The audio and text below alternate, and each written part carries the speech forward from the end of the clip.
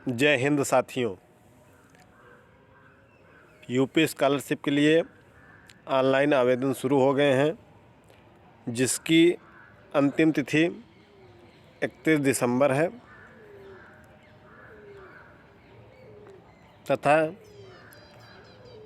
यह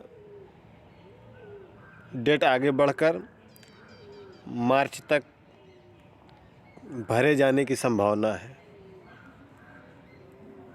अभी वर्तमान के अनुसार इसकी अंतिम तिथि 31 दिसंबर है।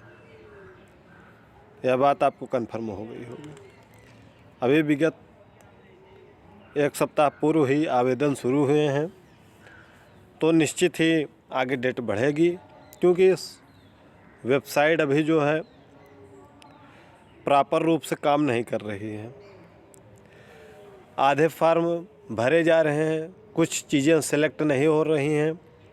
यह जब वीडियो बनाया जा रहा है 24 नवंबर सुबह को, तब तक वेबसाइट प्रॉपर रूप से काम नहीं कर रही है। यदा कदा ही बहुत एक दो विद्यार्थियों का ही पूरा अभी तक फिलअप हो पाया है। कुछ कन्फ्यूजन भी है, तो यह वीडियो उनके लिए है जो प्रोफेसर राजेंद्र सिंह रज्जू भैया विश्वविद्यालय से एफिलिएटेड कॉलेजों में बीएड थर्ड सेमेस्टर में हैं या बीए थर्ड सेमेस्टर में हैं, बीएससी थर्ड सेमेस्टर में हैं, बीकॉम थर्ड सेमेस्टर में हैं, MA MSc MCom third semester में हैं, BA BSc BCom fifth semester में हैं। यानी कि यह छात्रवृत्ति का जो फॉर्म भरा जा रहा है रज्जू भैया विश्वविद्यालय से संबंधित एफिलिएटेड कॉलेजों में, उसके रिन्यूअल में आपको क्या भरना है, उसके लिए यह वीडियो है। तो वीडियो को ध्यान से देखिएगा पूरा और अच्छे से समझिएगा एक एक बातों को। बहुत ही महत्वपूर्ण बातें हैं, क्योंकि जितने भी विद्यार्थी हैं जो फॉर्म भर रहे हैं वो मध्यम वर्ग और गरीब वर्ग से आते हैं। तो आपकी एक गलती की वजह से आपका स्कॉलरशिप आवेदन त्रुटि हो जाएगी उसमें, और आगे चल के उसमें फिर सुधार करना पड़ेगा, फिर आगे स्कॉलरशिप आए या ना आए। तो ध्यान से देखिएगा वीडियो को। अगर साइट प्रॉपर जब चलने लगेगी, उसके बाद एक प्रॉपर वीडियो पूरा शुरू से लेकर लास्ट तक बना दिया जाएगा। क्योंकि जब साइट ही नहीं चल रही है, जब हम आगे का प्रोसेस स्वयं ही नहीं कर पा रहे हैं, तो आपको वीडियो कहाँ से दे दें पूरा बना के। तो जितना साइट खुल रहा है, जितनी भी महत्वपूर्ण चीज़ें हैं, उनको आपको यहाँ क्लियर करेंगे।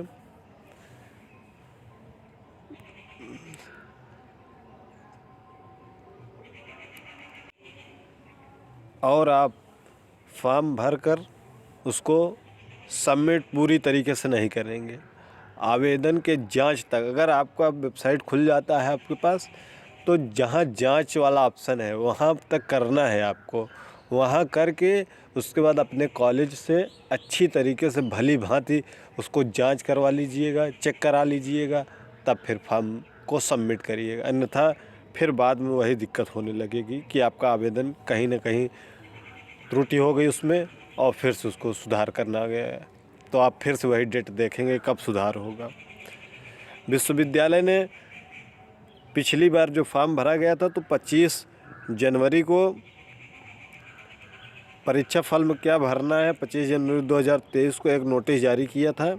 वो हमारे टेलीग्राम चैनल पर भी है। अगर आपने नहीं देखा हुआ तो टेलीग्राम चैनल डिस्क्रिप्शन बॉक्स में लिंक है उसका, आप जाकर जुड़ सकते हैं और उस पीडीएफ को ध्यान से देखकर समझकर तब फॉर्म भरिएगा। चलिए हम बात करते हैं। जैसे ही आप रिन्यूअल का फॉर्म भरेंगे, कुछ आगे प्रोसेस बढ़ाएंगे, तो यहाँ पहुँचेंगे जहाँ आपका शैक्षिक विवरण पूछ रहा है। तो कुछ कॉलम है, जैसे स्वावित्त पोषित, पाठ्यक्रम का नाम, पाठ्यक्रम का ब्रांच, पाठ्यक्रम की अवधि, ठीक है, ये हो गया।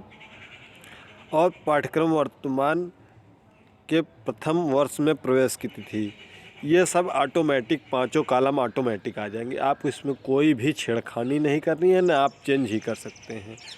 रही बात पाठ्यक्रम का नाम और पाठ्यक्रम का ब्रांच, यह अभी सिलेक्ट नहीं हो रहा है। जब यह वीडियो बन रहा है तो अभी अधिकतर लोगों का, लगभग 98% का नहीं सिलेक्ट हो रहा है। ठीक है, 1-2% का सिलेक्ट हो गया है, पता नहीं कैसे, और बाकी किसी का नहीं सिलेक्ट हो रहा है। तो पाठ्यक्रम का नाम, अगर आप बीएड कर रहे हैं तो बैचलर ऑफ एजुकेशन स्वयं ही आ जाएगा। आप बीएससी कर रहे हैं तो बैचलर ऑफ साइंस, एमए कर रहे हैं तो मास्टर ऑफ आर्ट्स। ठीक है, इसी प्रकार से आपका ब्रांच भी आ जाएगा।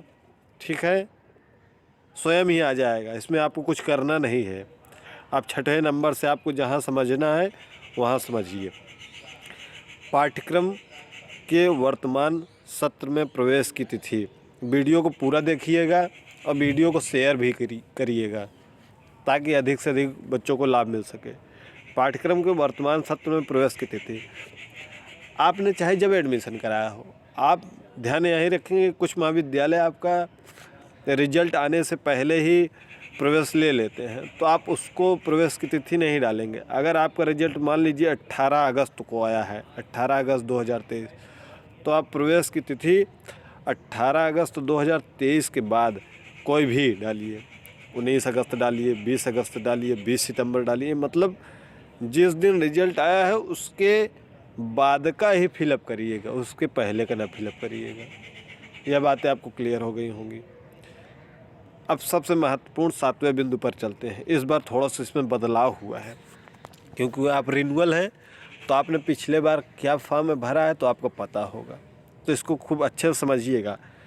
विश्वविद्यालय या बोर्ड या एफिलिएटिंग एजेंसी का पंजीयन क्रमांक। ठीक है, तो इसको ध्यान समझिएगा। विश्वविद्यालय, बोर्ड, एफिलिएटिंग एजेंसी का पंजीयन क्रमांक, यानी आपका जो स्कॉलरशिप का फॉर्म भरा जाता है, तो स्कॉलरशिप के वेबसाइट पर जो आपका कॉलेज है, जो आपका विश्वविद्यालय है, जो आपका बोर्ड है, ठीक है, उसका भी क्रमांक होता है। यानी आपके महाविद्यालय का क्रमांक पूछ रहा है कि स्कॉलरशिप में जो फॉर्म वो भरते हैं, स्कॉलरशिप का वो भी फॉर्म भरते हैं, वहाँ से आईडी प्राप्त करते हैं। ठीक है, महाविद्यालय आपके, उनका पंजीयन क्रमांक होता है, उसको यहाँ फिल करना है। ध्यान समझेंगे। पिछली बार क्या था, विश्वविद्यालय, बोर्ड, एफिलिएटिंग एजेंसी में पंजीयन क्रमांक, आप समझ गए होंगे। विश्वविद्यालय, बोर्ड, एफिलिएटिंग एजेंसी में पंजीयन क्रमांक, तो यानी कि आपका पंजीकरण क्या हुआ है, एनरोलमेंट नंबर तब भरा जाता था जब मैं कहा, क्या कहा, मैं, तब आपका इनरोलमेंट नंबर भरा जाता था। इस बार भी सब लोग इनरोलमेंट नंबर भर रहे हैं। ठीक है, तो आप भर सकते हैं, कोई दिक्कत नहीं है, लेकिन एक बार अपने कॉलेज से ज़रूर पूछ लीजिएगा कि उनका स्कॉलरशिप की वेबसाइट पर पंजीयन क्रमांक क्या है। अगर वहाँ से क्लियर कर लेंगे, उसको भरेंगे तो ज़्यादा बेटर रहेगा। बाकी अगर वो नहीं बताते हैं तो आप पंजीकरण क्रमांक यानी इनरोलमेंट नंबर भरेंगे। यह बातें आपको क्लियर हो गई हों। में और का, पिछले वर्ष में था, विश्वविद्यालय, बोर्ड, एफिलिएटिंग एजेंसी में पंजीयन क्रमांक, यानी कि में और का, इसको अच्छे से समझ लीजिएगा। अगर नहीं समझ में आएगा तो फिर कमेंट करिएगा। आगे विश्वविद्यालय, बोर्ड, एफिलिएटिंग एजेंसी का नाम वो ऑटोमेटिक आ जाएगा। आप इलाहाबाद स्टेट यूनिवर्सिटी से पढ़ रहे हैं, क्योंकि इसका पहले नाम यही था, अब रज्जू भैया हो गया, तो रज्जू भैया यहाँ नाम में नहीं है, तो ये इलाहाबाद स्टेट यूनिवर्सिटी। अगर आप पर राशन कार्ड है, परिवार आईडी है, तो उसका भी राशन कार्ड नंबर डाल सकते हैं, कोई कंपलसरी नहीं। अगर खाली भी छोड़ देंगे तो कोई बात नहीं, आगे समझेंगे।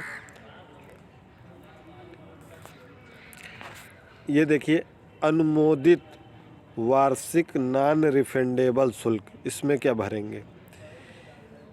जो बीएड से थर्ड सेमेस्टर में इस बार गए हैं तो वो उनका तो 30,000 फीस लग रहा है, वो 30,000 भरेंगे। अगर कोई बीए कर रहा है और थर्ड सेमेस्टर में है इस समय, तो जो बीएड द्वितीय वर्ष की पूरी फीस है तीसरे और चौथे सेमेस्टर दोनों की जोड़कर, अगर मान लीजिए आपको सेमेस्टर वाइज फीस ले रहे हैं, 2000 थर्ड सेमेस्टर में है, 2000 फोर्थ सेमेस्टर में है, तो इनको दोनों को जोड़कर वार्षिक नॉन रिफंडेबल शुल्क भरना है। ठीक है, अगर ये 30,000 से ज़्यादा भी लिए हैं तो उससे कोई मतलब नहीं, आपकी फ़ीस 30,000 है। ठीक है, आगे फिर से महत्वपूर्ण बातें ये हैं, गत वर्ष का परीक्षा फल आप पास हुए हैं तो आप पास भरेंगे। गत वर्ष की परीक्षा प्रणाली आपकी सेमेस्टर थी, क्योंकि आप सेमेस्टर रिन्यूअल कर रहे हैं, पिछली बार सेमेस्टर ही सभी पाठ्यक्रमों का हुआ था, तो सेमेस्टर प्रणाली। गत वर्ष की अंक प्रणाली में अभी हमने आपको बताया कि विश्वविद्यालय ने 25 जनवरी को एक नोटिस जारी किया था, 25 जनवरी 2023, जिसमें उसने बताया था कि आपको फार्म में SGPA प्रणाली में भरना है। किस प्रणाली में भरना है? SGPA। ठीक है, क्योंकि आपका रिजल्ट पहले सेमेस्टर में SGPA में आता है, सेकंड में CGPA में आता है। तो कुछ लोग कंफ्यूज हैं कि CGPA भरें कि SGPA भरें, तो आपको जो परफेक्ट सही चीज़ें वही बताई जा रही हैं। अब आपने CGPA भर दिया है तो आपका सही है या गलत है इसको हमको कह पाना मुश्किल है, लेकिन जो विश्वविद्यालय ने बताया हम उसी के अनुसार आपको बता रहे हैं कि आपको SGPA भरना है। उसके बाद ये संस्था द्वारा अंकित पूर्णांक नहीं आएगा। गत वर्ष का प्राप्तांक में क्या भरेंगे, पूर्णांक में क्या भरेंगे? तो पूर्णांक में आप 20 भरेंगे। ठीक है, आपका एक सेमेस्टर का 10 का पूर्णांक है, एक सेमेस्टर का 10 का पूर्णांक है, तो 10 10 20। उसके बाद आप जैसे B.Ed फर्स्ट सेमेस्टर में SGPA में कितना पाए हैं और सेकंड सेमेस्टर में SGPA में कितना पाए, दोनों को जोड़ दीजिएगा। CGPA को भी थोड़ा सा भी मत ध्यान दीजिएगा, CGPA क्या था। ये SGPA में आपका मान लीजिए SGPA में 7 आपने पाया था पहले सेमेस्टर में, दूसरे सेमेस्टर में 8.2 पाए हैं, तो दोनों को जोड़ दीजिएगा तो 15.2, ये आपका प्राप्तांक हो जाएगा। ये बातें आपको क्लियर हो गई होंगी। आपको SGPA में ही भरना है, CGPA में नहीं भरना है। अगर आपने भर दिया है, फाइनल लॉक नहीं किया है, तो आप इसको परिवर्तित कर दीजिएगा। पूर्णांक में आपको 20 भरना है। जैसे ही पूर्णांक आप भरेंगे वो प्रतिशत ऑटोमेटिक आ जाएगा, प्रतिशत ऑटोमेटिक। उसके बाद शिक्षण संस्थान का नाम लिख दीजिएगा जहां आप इस समय प्रशिक्षण ले रहे हैं। आप BA BSc BCom में हैं तो फर्स्ट ईयर में जितना भी SGPA दोनों सेमेस्टर को जोड़ दीजिएगा, वही प्राप्तांक लिखिएगा। 5वें सेमेस्टर में है तो तीसरे और चौथे का जोड़कर लिखिएगा, चारों को मत जोड़ कर लिखिएगा, तीसरे को और चौथे को जोड़कर लिखिएगा SG। ठीक है, ये बातें क्लियर हो गई होंगी। वीडियो अगर अच्छा लगा हो तो शेयर कीजिएगा और चैनल पर नए हो तो चैनल को सब्सक्राइब कर लीजिएगा। कोई भी क्वेरी हो तो कमेंट बॉक्स में कमेंट करिएगा और वीडियो को लाइक ज़रूर करिएगा, क्योंकि लाइक की संख्या बहुत ही कम रहती है। मिलते हैं अगली वीडियो में, तब तक के लिए धन्यवाद।